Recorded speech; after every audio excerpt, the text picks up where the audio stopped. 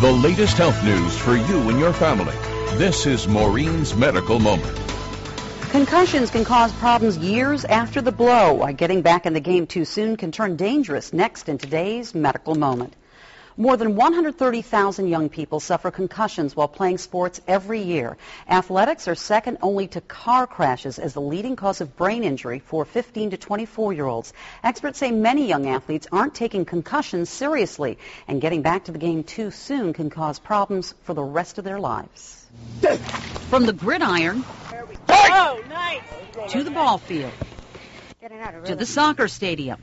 Athletes put their hearts and sometimes their heads into every move. The guy's forehead hit me right in my mouth, and I blacked out right away. 16-year-old soccer star Jonathan Weber suffered a concussion.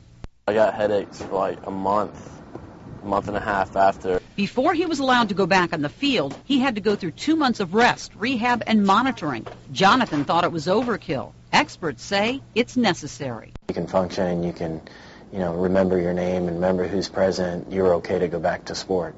That's just not the case anymore. Spell theory. Theory. Physical therapists spend weeks building up his reflex. 6 minus 2. And work on balance. While staring at a disco ball, Jonathan had to focus on not falling. It is monitored weekly. He's not allowed on the field until he can get his heart rate up without headaches and nausea. Studies show more than 40% of high school athletes return to action too soon after a concussion.